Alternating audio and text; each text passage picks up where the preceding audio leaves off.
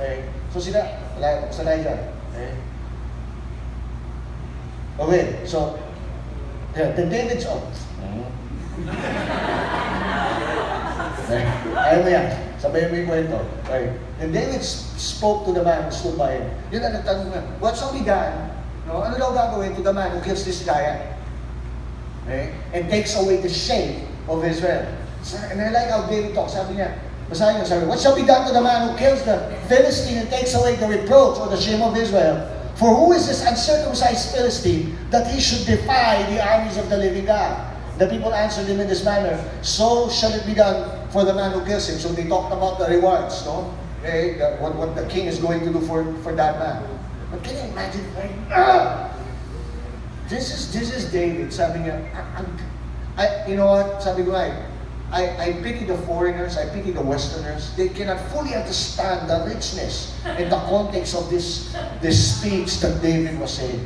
Only a Filipino. Pakiramdam ko nga talaga, no, I'm not sure if David was half Filipino or something.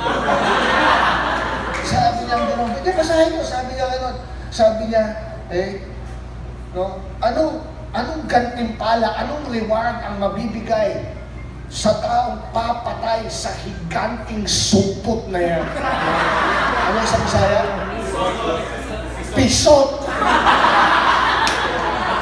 Now you need to understand, ladies, forgive me, but you need to understand this. There is an age in a young man's life. No, all the guys know this. Okay? Naalala niyo pa guys, no, when we were growing up, probably between grade 4 to grade 6 maybe.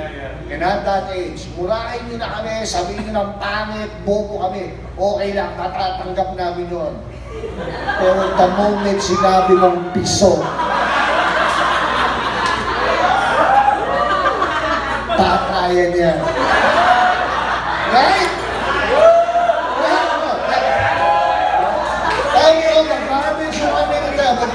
You tell me support, oh my God, kahit na malaki ka, sapakan yan.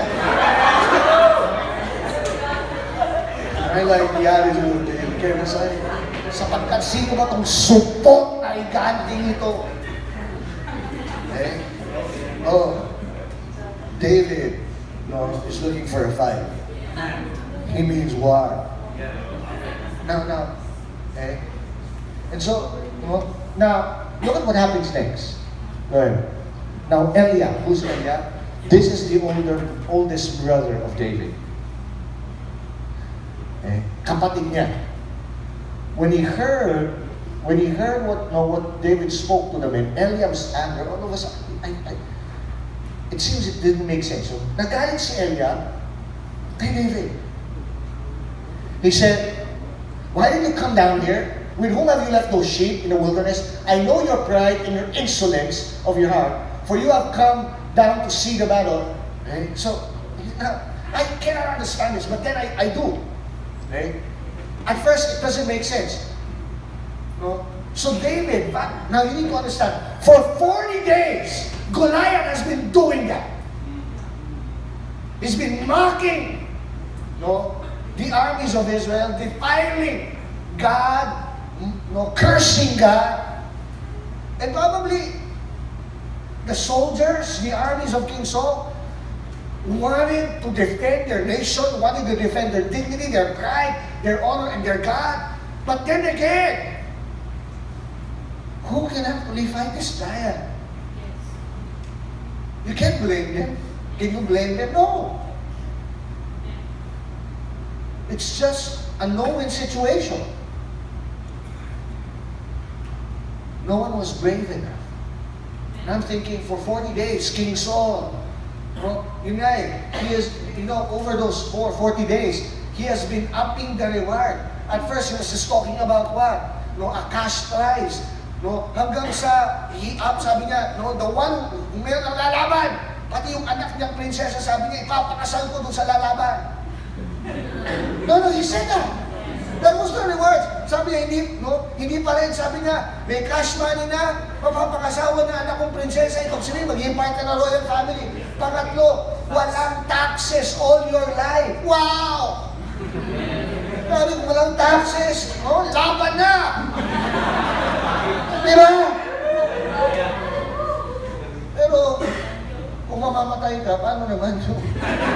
natin, di ba? Right? So no one was trying. And finally, here was a guy wanted to fight Goliath. Yung kapatid niya si Eliab. Now, you would have assumed na ang maganda sana dito nung nakinig ng kunyari kapatid mo yan.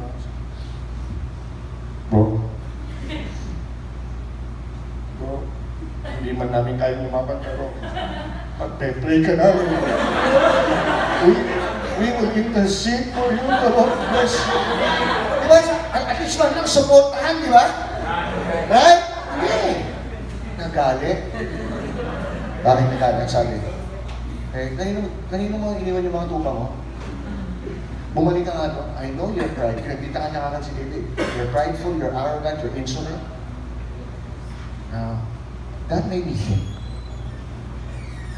Why did Eliab thought like that?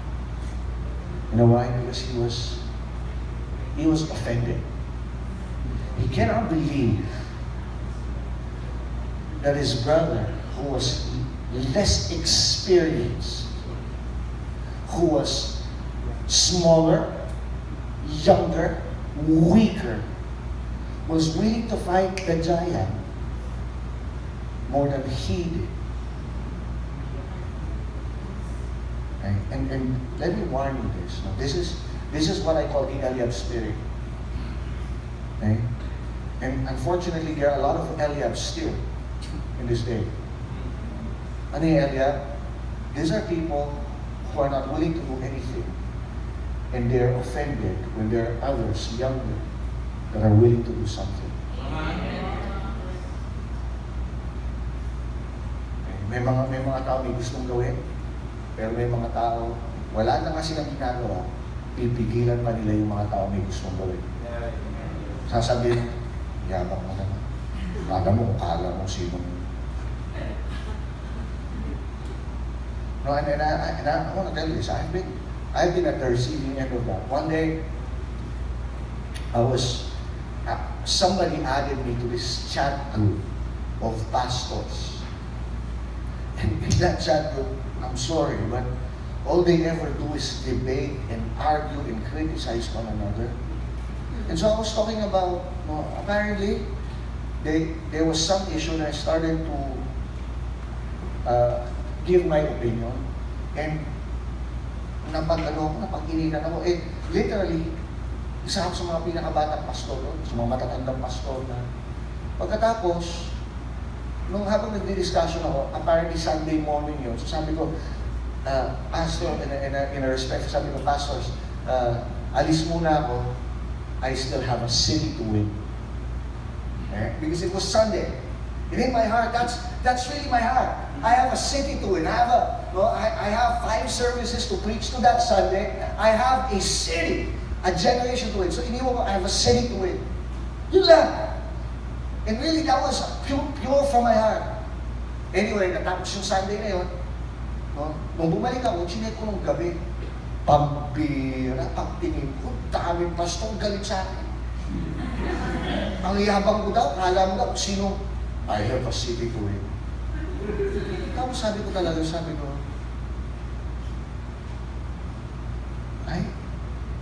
I'm sorry, but is that not the case for every one of us? Don't we have that heart? That we actually have a city, a generation to win? Sabi na, mayaman daw ako. Sabi ko gano'n. Now, I understood how David felt when Eliab criticized him. Biglang mayroon sumagot na pastor sa akin. Nung tinay ko yun, sabi ko, nung Eliab, sabi describe ko yung Eliab. Nabiglang sinabi ng pastor, bakit? David ka ba? Alam mo, sumagot ako. Hi, Kuya Eliab.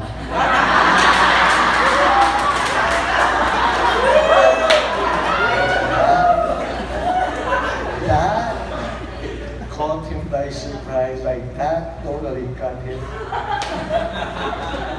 But you know what? Amazingly, that pastor, nakita niya yung, in fact, napahiya siya. But at the same time, na-humble talaga siya. Piniyam niya ako, magalang ko sa chat. Sabi niya, Pastor Carlo, I think we started on the wrong foot. I'm sorry. Alam niyo, hanggang ngayon, fake ko yung pastor. Praise God kay Kuya. But anyway, what's my point? Alam niyo, ako, natatakot ako. Even ako, if I'm not careful, I might end up like that. I might end up like firing me. I'm praying the Lord, firing me that when I'm old and experienced and I think I know things, that I would look down on young people and who will not believe their faith. That's what we have to be guarded.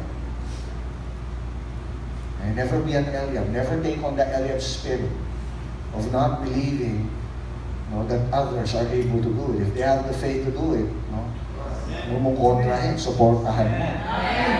I'm not even saying they're even right. They might even be wrong. It's okay. If they're wrong, then they'll learn from it. But don't what's this? Don't kill their faith. Don't kill their fire.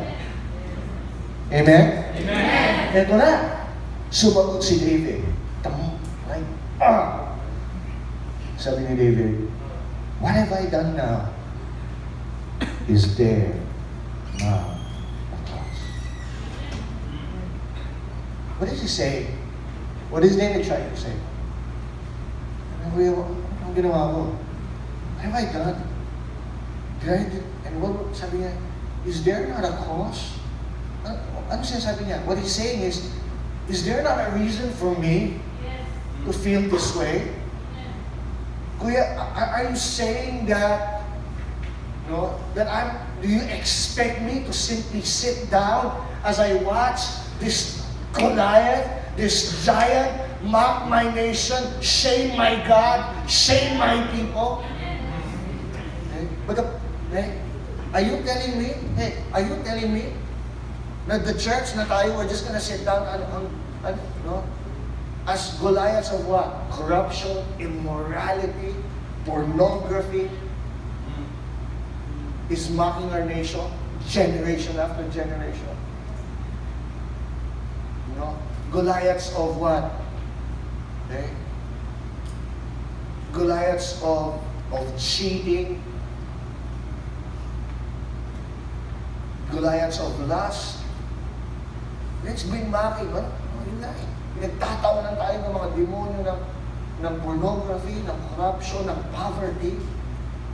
I was 6 years old. Kahit pa 6 years old ako, kahit paano yung namulat ako sa politics and then, I was, and 6 years old when EDSA revolution happened. And there was a sense of hope na, wow, finally, nakawala sa 20 years ng Marcos dictatorship. Now we have a new administration. But the sad thing is, after what? It's already, that was 1986, it's 2019. More than 30 years have passed. Still the same.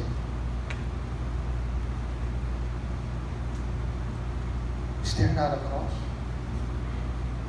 Is there not a reason? Are we just simply gonna be what? Play church? Masaya na tayo na Sunday service tayo? Is there not a cause? And let me tell you, there is a cause. Okay? Let me just enumerate why is there not a cause for the campus? Is there not a cause for young people? Okay? Let me give you the causes right now. Why the campus is a worthy cause. Okay. Number one. So you can skip that. Slide 40, slide 39. Okay. Number one, why the campus is a worthy cause. Number one is unprecedented window of openness. Okay? There's an unprecedented window of openness. The university campus is the epicenter. Now read, okay, that's the slide. Okay? is the epicenter for change, the place intended to train young men and women to impact the world. To look at the campus is to look at the future. Wow, this is so powerful. No? Sabi dito, to look at the campus. This is, by the way, from Rice Brooks, from the book Every Nation in Our Generation. Okay? Sabi niya, to look at the campus is to look at our future. Why? The values of the campus will become the values of society, no, within 5 years. You need to understand this. Okay? You need to understand. Bakit ganito ang sitwasyon ng bayan natin? Bakit hanggang ngayon? No? Corruption. Okay? Immorality. Alam niyo bakit? Go to the campus. Okay? Napakalampad ng cheating. Okay? Yung standard ng education natin, tinanong ko, one of my friends who is a teacher, he came from, he studied in UP, and he was a teacher in a well-known university in Manila. Okay? Kilalang university sa Manila. Tapos sabi niya sa every time na computer niya ng grades, namomroblema siya. Kailangan niya ibaba ng ibaba kasi ang policy ng school, nung campus niya, bawal sa mga teacher magbagsak. Kasi pag magbagsak, pag binagsak mo, technically, mawawalan ka ng estudyante. Kasi ang goal nila is hindi naman talaga tumalino o gumaling yung estudyante. Basta ipasa mo lang na ipasa, umita sila, mag-enroll na mag-enroll. Okay? So sabi niya, grabe, palagi niyang binababa yung passing rate. Sabi ko, one time, tinanong ko siya honest question, sabi ko, bro, kung kunyari yung standard natin sa UP, hindi mo babawasan, ilan ang makakapasa? Ang estudyante niya, so isang semester, sabi, he has about 400 plus students. Sabi sa akin, Pastor, kung yung standard natin, 2 lang ang makakapasa. Pasang-awa yun. You need to understand, this is the kind, kaya marami, kahit na nakapagtapos. And it's not even the students' fault. It's the system. Hello? Kaya papasa ka kahit marami estudyante, papasa ka kahit hindi ka nag-aaral. Magugulat ka kahit bobo ka. Hey, I'm just being honest. Hindi ka nakapasa dahil magaling ka. Pumasa ka dahil nagbabayad ka ng tuition.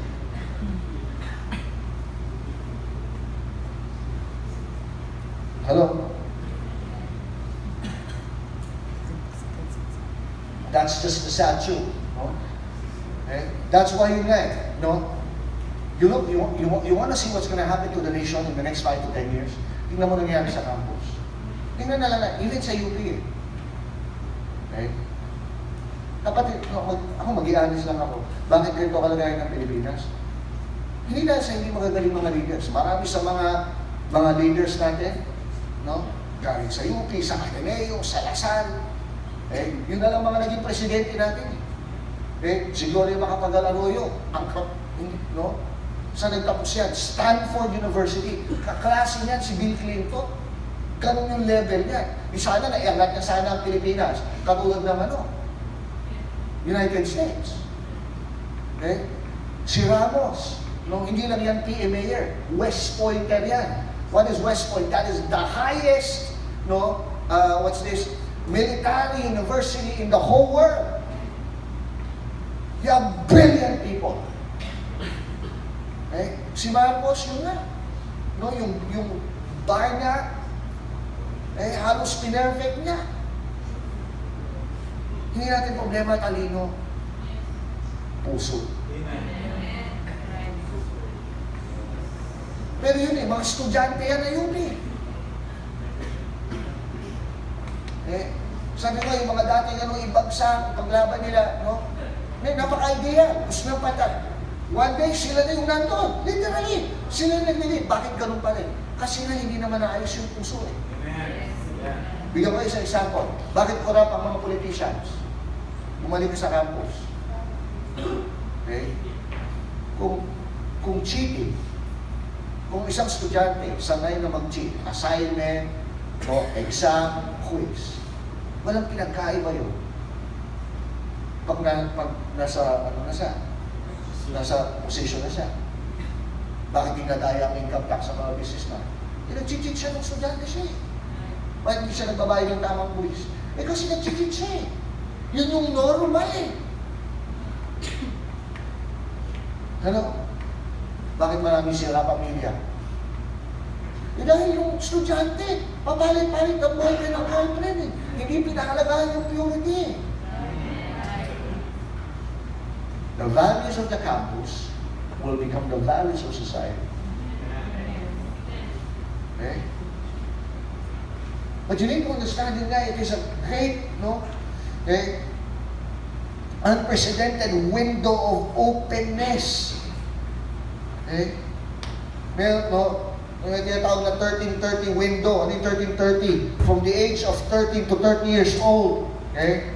This age group of people between 13 to 30 and outlines the greatest harvest field for the church today. 6 out of 10 people on this planet are under the age of 25. A percentage that is increasing every day. Of that number, nearly half are in the high school, university age group. 90% of all professing Christians came to... Now, this is amazing. 90% of all Christians, professing Christians, came to Jesus Christ before reaching 30. 75% before the age of 25. In other words, this is a truth. Maraming naligtas nung sila'y kabataan. Okay? In other words, the greatest harvest field is actually in the universities, campuses, colleges, all over the world, in our nation. Hello? I'm not saying walang harvest sa mga matatanda o sa mga professionals. Kami, laki na harvest namin sa mga professionals, sa families. But you cannot take away the significance of reaching the campus. There is a cause. Number 2, okay? Why the campus is a worthy cause? You are reaching future leaders. You are reaching future leaders. I'm excited, Yun nga eh. Okay? Dati mga estudyante lang yun, yung kinikwento ko sa inyo, si Philip Romulo. Now, literally, you're talking about someone on a global stage. Sino nakahalo dito na yung na-launch na Cube satellite, first Cube satellite ng Philippines? Yung bata? Alam mo ba yun, Jade? SOD yung SOD yun, si Adrian. Okay? That's a product of our ministry. Okay? I'm so excited because literally these are the future leaders in terms of the academy, in terms of si Philip on the digital side.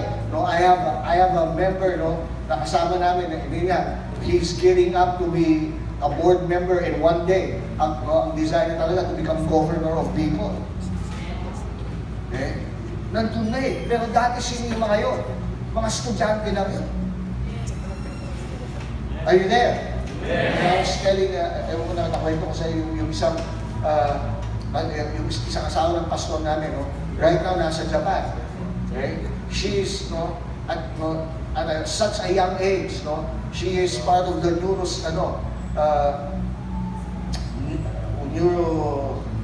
department ng St. Luke's. And St. Luke's sent her sa University of Tokyo for a 2-year program. Okay? And I'm seeing, what am I seeing? I'm seeing, these are the leaders that we're raising.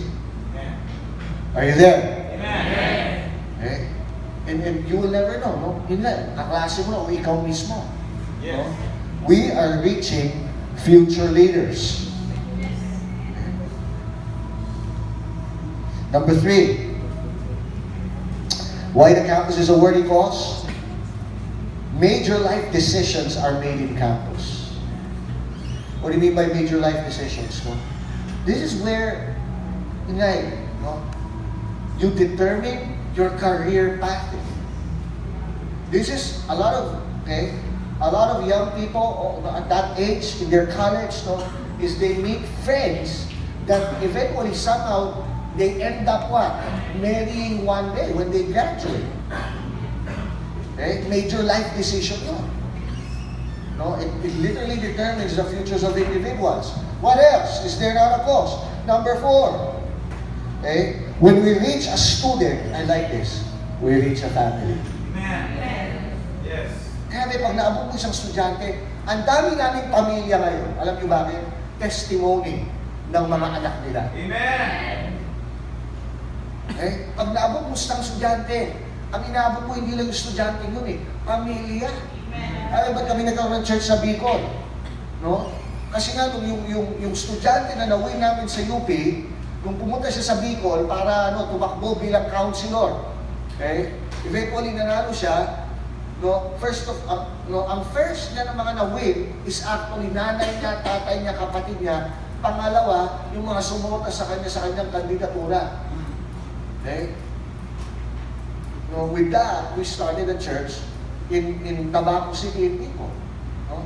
Na-win nila yung families nila. When you reach a student, you reach a family. Okay? Number 5. Divine movements often begin with college-age people. Now, I don't know if you know, if you are a student of history, I love history. No, I don't love the dates. I don't even love the names. But you know, let me give you a tip. The reason a lot of us hate history kasi nga the way it's being taught, names, dates, places. But if you will look at the story, history, it is about somebody's story. Kwento. You know, I love yung mga kwento. No? Yung mga nag-fuel sa akin, yung mga kwento ng mga naunang Kristiyano. Nakita ko, no, many of the great revivals in the past started in the campuses in the world. Okay? For example, one of the greatest revivals is the Methodist revival. Literally, it saved England from the same fate that should have befallen them in terms of yung nangyari sa France. So, ang nangyari sa France, nagkaroon ng bloody French Revolution, pinagpapatay yung monarchy. Ganun na rin yung situation ng England noon, except a revival broke out through the ministry of John and Charles Wesley and George Whitefield. Where did they start? Campus. Okay? Campus. Gumawa sila ng organization nila, campus ministry nila. Ngayon, Baduy siguro yung pangalan na yun, pero nung panahon na yun, tawag niya sila, The Holy Club. Ngayon, kung ipapangalan nyo sa grupo nyo, medyo aayaw ang tao. Pero during that time, that was significant. Okay? Charles Stott, check this out. Okay? The whole history of Christian church tends to show the clearest vision for changing the world had recently come from students. Okay? In the 1900s, the greatest outpouring in missions, called the Student Volunteer Movement, mobilized 100,000 young people into missions. 20%, in other words, 20,000 literally were sent out. Now, this is crazy. This is 1900s. No? Alam niyo bakit crazy? Kasi noong mga panahon na yun, wala pa nga aeroplano eh. In other words, nagbabarko. No? Para makapunta sila from one continent to another, it's gonna take them 6 months. Marami sa kanila, alam nila. No? In fact, the average, in fact, the moment, kunyari missionary ba nun, 20% of missionaries who go out don't even reach the mission field. Doon pa lang sa trip na mamatay na. And yet, grabe yung commitment. Kaya magtataka, mayroong mga churches dito, sa Mindanao, 100 years old na. Bakit? Mayroong mga missionary bumiyahe, 6 na buwan sa dagat. Mga American missionaries, mga Western missionaries, grabe. Yan yun. No? Saan nagsimula? Mga estudyante lang yun, yung mga matatandang pumunta. Student volunteer movement. Okay? Some of the greatest revivals, even here in the Philippines. One of the biggest denominations, JIL, saan nagsimula? Campus. Kung di ako nagkaroon 15 students, si Brother Eddie naging professor, si Brother Eddie, teacher siya. Lahat ng members niya, estudyante, 15 students and 1 professor. Now, is what? Nagkasa-celebrate lang, tapos na hindi pa. Nung nakita niyo ang annual celebration ng JIL, palaging milyon yan sa Luneta. Saan nagsimula? Campus. Victory. No? Ngayon halos lahat ng major city yata sa Philippines may Victory Church, Victory Christian Fellowship. Saan nagsimula? Campus 1990, pumunta si Steve Marrell. No, estudyante lang siya noon. Nandun sila sa sa University Bell. Yung ministry namin. Puro kami estudyante. Some of the greatest revivals came from the campus. Number 6, it's revolutionary and culture shaping. Okay? When you talk about things that happen in the campus, it's revolutionary. It shapes culture. Now, we know that there's a cause, pero there is a cause to the cause. Amen. Yeah.